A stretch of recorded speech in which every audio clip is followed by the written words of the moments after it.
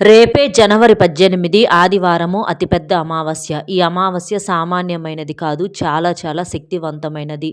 ఈ రోజున మీరు ఇంట్లో ఆడవాళ్ళు పొరపాటున అంటే తెలిసి కానీ, తెలియక కానీ ఈ కూరను వండినా లేదా తిన్నా కూడా కొన్ని రకాలైనటువంటి గ్రహాలు వ్యతిరేకించి చేతిలో చిల్లిగవ్వనేది లేక అప్పుల పాలైపోవలసినటువంటి పరిస్థితి అనేది వస్తుంది. అంతేకాకుండా 7 జన్మల దరిద్రం అనేది మన వెంట పట్టి పీడిస్తుందనమాట.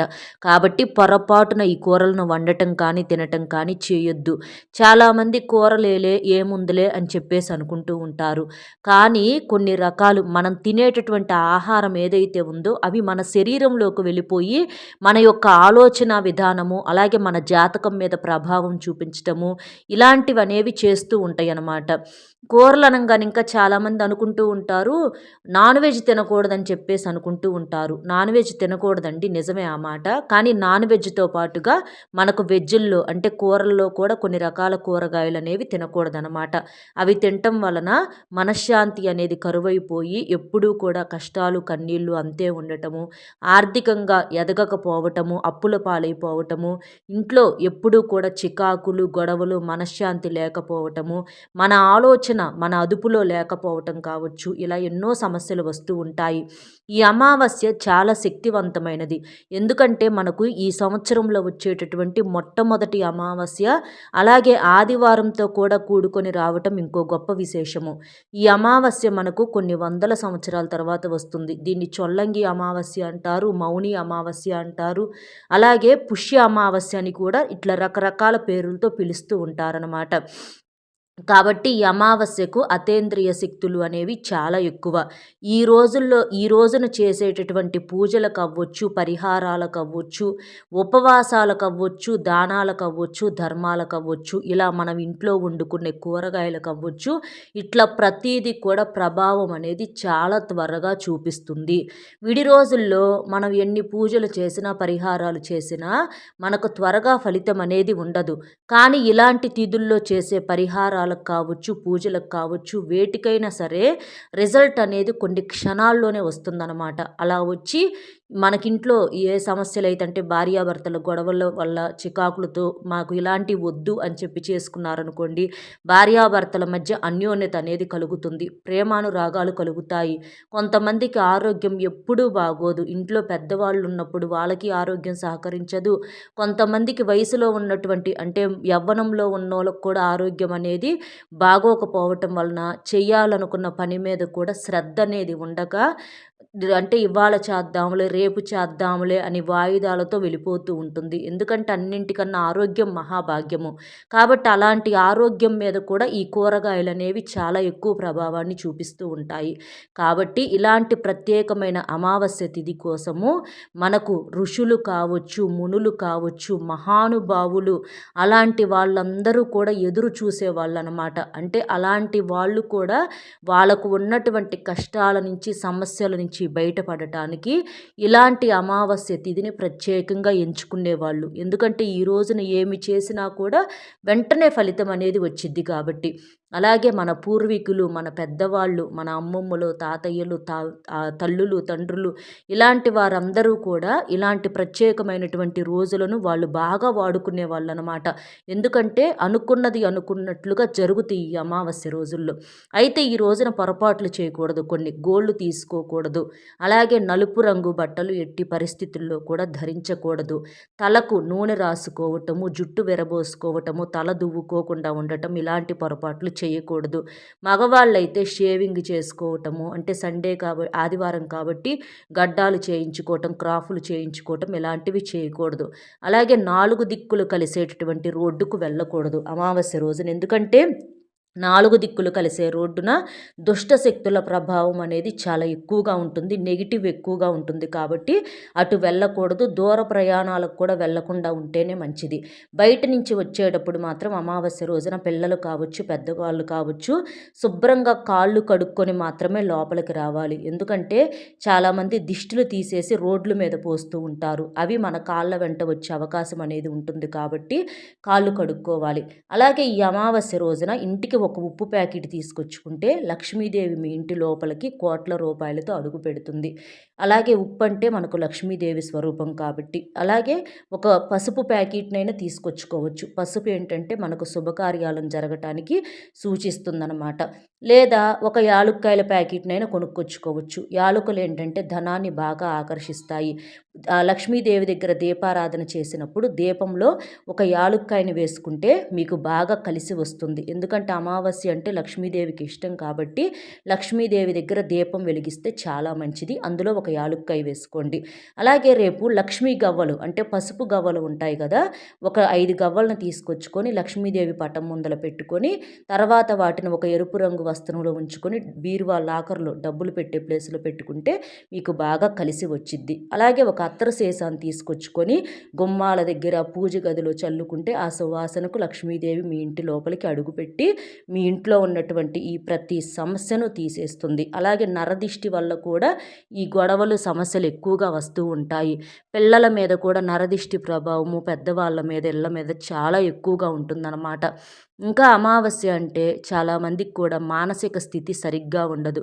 కొంతమంది శత్రువులు ఏంటంటే మనుషుల మీద ఇళ్ళ మీద గిట్టని వాళ్ళు చెడు ప్రయోగాలు కొన్ని కొన్ని చేపిస్తూ ఉంటారు. మంత్రతంత్ర ప్రయోగాలు చేపించినప్పుడు వీళ్ళకేంటంటే భయాలు, మానసిక స్థితి సరిగ్గా లేకపోవటం ఇలాంటివి కలుగుతూ ఉంటాయి. కాబట్టి అవన్నీ కూడా తొలగిపోవటానికి ఏంటంటే ఎడమ కాలుకి నల్లదారం కట్టుకోండి. ఆడవాళ్ళైతే ఎడమ కాలుకి, మగవాళ్ళైతే కుడి కాలుకి నల్లదారం కట్టుకుంటే ఆ ఎఫెక్ట్ అంతా తొలగిపోతుందనమాట. ఇంకా ఇంట్లో ధూపం వేసుకోండి. గుగ్గిలము, సాంబ్రాణి, కర్పూరము, అలాగే 2 లవంగాలు ఇవన్నీ వేసుకొని ఇంట్లో సాంబ్రాణి పొగ చూపిస్తే దుష్ట శక్తులు ఏవైనా ఉంటే అవన్నీ బయటికి వెళ్ళిపోతాయి. అలాగే ఆవుకు ఆహారంగా రేపు ఏదన్నా తినిపిస్తే మంచిది. అలాగే గోమాత నుదుటిని తాకి నమస్కారం చేసుకుంటే మీకు, మీ పిల్లలకు మంచి కలుగుతుంది. ఈ అమావాస్య వల్ల వచ్చే చెడు అనేది తాకదు. ముక్కోటి దేవతల అనుగ్రహం అనేది కలుగుతుంది. ఇంకా మీకు దగ్గరలో శివాలయం ఉంటే చక్కగా రేపు ఏంటంటే శివాలయానికి వెళ్ళి శివలింగానికి అభిషేకం చేస్తే కోటి జన్మల పుణ్య ఫలితం అనేది కలుగుతుంది. అలాగే అమావాస్య అంటే చాలామంది ఇంటిని శుద్ధి చేసుకోకూడదు అనుకుంటారు. కానీ అమావాస్య అంటే శుభ్రంగా ఇల్లు వాకిలంతా కూడా ఉప్పు నీటితో తుడుచుకొని గుమ్మం బయట చక్కగా ముగ్గులు వేసుకోవాలి. అలాగే చక్కగా స్నానం చెయ్యాలి. తల స్నానం చేయాలన్నమాట. తల మీద మామూలు నీళ్లు పోసుకోవాలి కానీ షాంపుతో రుద్దుకోకూడదు. అలా తల స్నానం పిల్లలు పెద్దలు అందరూ చేయాలి. లేదంటే కీడు. మీరు స్నానం చేసేటటువంటి నీటిలో మనకు అమావాస్య కాబట్టి ఒక గుప్పెడు వేపాకులు కానివ్వండి, లేదా చిటికెడంత పసుపు కానివ్వండి, లేదా ఒక స్పూను రాక్స్ అంటే రాళ్ళ ఉప్పు ఉంటుంది కదా, అది కానివ్వండి. ఇట్లా వేసుకొని ఏదో ఒకటి స్నానం చేసే నీటిలో వేసుకొని స్నానం చేయటం వలన ఆ నీరు ఏంటంటే చాలా శక్తివంతంగా పవిత్రంగా మారతాయి. మీకు అంటే అమావాస్య వల్ల వచ్చే కీడు ఏది కూడా తాకకుండా ఉంటుంది. చక్కగా అలా స్నానం చేసేసి పసుపు రంగు బట్టలు కానీ ఎరుపు రంగు బట్టలు కానీ వేసుకొని లక్ష్మీదేవి దగ్గర ఆవు నేతితో దీపం వెలిగిస్తే అష్టైశ్వర్యాలు సిద్ధిస్తాయి. ఎందుకంటే అమావాస్య అంటే లక్ష్మీదేవికి ఇష్టము. ఇంకా అమావాస్య రోజునే లక్ష్మీదేవి పుట్టిందని చెప్పేసి మనకు శాస్త్రాలు చెబుతున్నాయి కాబట్టి లక్ష్మీదేవి దగ్గర ఆవు నేతితో దీపం వెలిగించండి. అలాగే మీ ఇంటి గుమ్మానికి వేపాకుల తోరణాలు కట్టుకోండి. అమావాస్య కాబట్టి వేపాకుల తోరణాలు కట్టుకోవటం వలన మీకు బాగా కలిసి వస్తుంది. చెడు ఏది ఇంటిని తాకదు. అలాగే రేపు మీరు ఇంటి ముందల గుమ్మానికి గుమ్మడికాయను కట్టుకుంటే చాలా మంచిది. అమావాస్య రోజున చాలామంది కూడా గుమ్మడికాయలు కట్టుకుంటారనమాట. ఇట్లా స్వస్తికి గుర్తు వేసుకొని పసుపు కుంకుమ బొట్లు పెట్టేసేసి మీ ఇంటి గుమ్మానికి ఎదురుగా ఇట్లా గుమ్మడికాయను వేలాడదీస్తే ఈ నరదిష్టి అవ్వచ్చు, ఎదురు ఇళ్ళ వాళ్ళ చూపులు, ఇరుగు పొరుగు వాళ్ళ యొక్క ఏడుపులు, పిల్లల మీద చూపులు, పెద్దవాళ్ళ మీద చూపులు, మగవాళ్ళ మీద చూపులు, ఆడవాళ్ళ మీద చూపులు ఇలాంటివన్నీ కూడా పటాపంచలైపోతూ ఉంటాయి అన్నమాట. మన అయిన వాళ్ళల్లో కూడా చాలామంది మన అనుకున్న వాళ్ళు కూడా ఏడుస్తూ ఉంటారు. ఆ ఏడుపుల వల్ల చాలా ఇబ్బందులు ఎదురవుతూ ఉంటాయి. అంతేకాకుండా చాలా రకాలైనటువంటి అనారోగ్య సమస్యలు, మానసిక సమస్యలు, ఎందుకంటే నరదృష్టికి నల్లరాళ్ళు పగిలిపోతాయి కాబట్టి ఇలా గుమ్మడికాయ కట్టుకోండి. ఇంకా అమావాస్య కాబట్టి పితృదేవతలను తలుచుకొని వాళ్ళకి నమస్కారం చేసుకొని చక్కగా పితృదేవతలకి దండం పెట్టుకొని మనకు పెద్దవాళ్ళు ఏంటంటే కాకుల రూపంలో వస్తూ ఉంటారు. కాబట్టి వాళ్ళ పేర్లు తలుచుకొని కాకికి ఒక ముద్ద మీరు తినే ముందల ఒక ముద్ద తీసి గోడ మీద పెట్టి చక్కగా మీరు తర్వాత భోజనం చేయండి. అలా చేయటం వల్ల ఏంటంటే పితృదేవతల యొక్క ఆశీర్వాదం అనేది కలుగుతుంది. అంతేకాకుండా మన శనిదేవుడి యొక్క వాహనం కూడా కాకి కాబట్టి మన జాతకంలో శని దోషాలు కూడా తొలగిపోయి సంతోషంగా ఉంటాము. ఈ చిన్న చిన్న పరిహారాలు అనేవి మీకు చిన్నవిగా అనిపించిన మంచి ఫలితాన్ని ఇస్తాయి అన్నమాట. ఇక ఇక వండకూడని కూర విషయానికి వస్తే కూరగాయలు అనేవి మనకు ఇలాంటి ప్రత్యేకమైనటువంటి తిథుల్లో ప్రత్యేకమైనటువంటి ఒక ప్రభావాన్ని చూపిస్తూ ఉంటాయి అన్నమాట.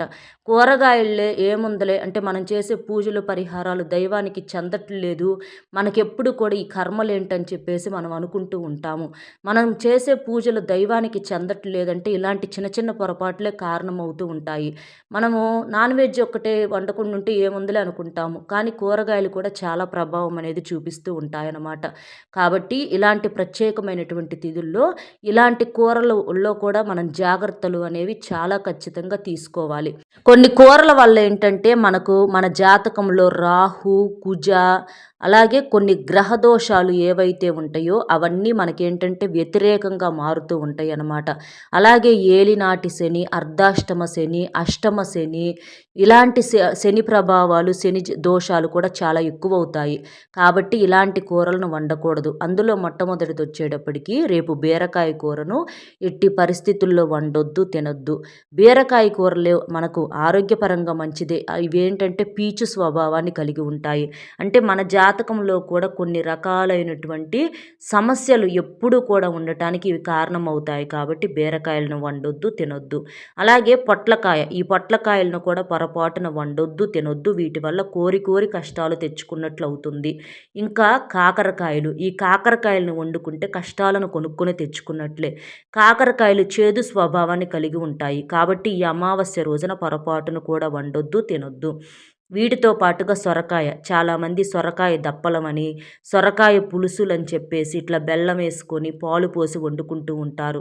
కానీ అమావాస్య రోజున సొరకాయ వండితే మాత్రం మీరు చేతులారా సమస్యలు అనేవి తెచ్చుకున్నట్లే. వీటితో పాటుగా ములక్కాయలు, ఈ ములక్కాయలు కూడా మనకు పొడవుగా ఉంటాయి. ఇవి కూడా మనకేంటంటే ఎక్కువగా పీచు స్వభావాన్ని కలిగి ఉంటాయి. అంటే ఈ పీచు స్వభావం ఏంటంటే మనకు ఆ బీరకాయ పీచులాగా ఎప్పుడూ కూడా కష్టాలు అనేవి అంటిపెట్టుకొని ఉంటాయన్నమాట. కాబట్టి ములక్కాయలను కూడా వండొద్దు, తినొద్దు. అంటే బీరకాయ పీచు సంబంధాలు అంటారు చూడండి, ఏదన్నా దూరపు చుట్టరికాలు కానీ దగ్గర చుట్టరికాలు కానీ అట్లా అలాంటివి. ఇలాంటి కూరగాయలు ఏంటంటే మనకు అలాగ ఎప్పుడూ కూడా మనకి ఎక్కడో ఒక చాటు నుంచి సమస్యలు తెచ్చిపెడుతూనే ఉంటాయన్నమాట. కాబట్టి ఈ ములక్కాయలను కూడా వండొద్దు. అలాగే దొండకాయ, రేపు దొండకాయలను అమావాస్య రోజున వండుకుంటే దరిద్ర బాధలు పట్టి పీడిస్తాయి. కాబట్టి దొండకాయలను వండొద్దు, తినొద్దు. వీటితో పాటుగా దుంపలు అన్నమాట. అంటే బంగాళదుంపలు కావచ్చు, లేదా స్వీట్ పొటాటోసు, చిలకడ దుంపలు, మనకి ఇవి చామ దుంపలు, ఇలా కొన్ని రకాల దుంపలు ఉంటాయి కదా. ఇలాంటి వేటిని కూడా వండొద్దు, తినొద్దు. తింటే ఏంటంటే కష్టాలు మీరు కొనుక్కొని తెచ్చుకున్నట్లు అవుతుంది. ముల్లంగి, ఈ ముల్లంగిని కూడా వండొద్దు, తినొద్దు. ఇలాంటివి ఏంటంటే మనకు ఆరోగ్యపరంగా కూడా వాతాన్ని, కఫాన్ని పెంచుతూ ఉంటాయి అన్నమాట. కాబట్టి ఇలాంటి రోజుల్లో తినొద్దు అని చెప్పేసి మనకు పెద్దవాళ్ళు చెప్తున్నారు. వీటి వెనక మన ఆరోగ్య రహస్యాలు కూడా ఉంటాయి. అలాగే ఉల్లి, వెల్లుల్లి, అల్లము, ఇలాంటి మసాలా పదార్థాలను కూడా తినొద్దు. వీటి వల్ల మనం చూసుకుంటే ఆరోగ్యపరంగా కూడా గ్యాస్ ప్రాబ్లమ్స్ ఎక్కువగా వస్తూ ఉంటాయి. కాబట్టి ఇలాంటివి ఇలాంటి కారణాలతో వద్దని చెప్తూ ఉంటారు. వీటితో పాటుగా బూడిది గుమ్మడికాయ, ఈ బూడిది గుమ్మడికాయలను ఎక్కువగా జ్యూసుల్లో వాడుతున్నారు ఈ మధ్య. కావాలంటే ఇంటికి గుమ్మడికాయని కట్టుకోండి. కానీ ఈ బూడిది గుమ్మడికాయని కానివ్వండి, అలాగే తీపి గుమ్మడికాయ, వీటిని ఏంటంటే స్వీట్స్లో ఎక్కువగా వాడుతూ ఉంటారు. ఇలా వీటిని కానీ పొరపాటున వండటం కానీ తినటం కానీ చేయొద్దు. వీటితో పాటుగా ఏంటంటే మష్రూమ్స్ అంటే ఈ పుట్టగొడుగులు ఇప్పుడు ఏంటంటే హైబ్రిడ్ ఎక్కువగా వాడుతున్నారు. కానీ ఈ మష్రూమ్స్ కూడా మనకు నాన్ వెజ్తో సమానం.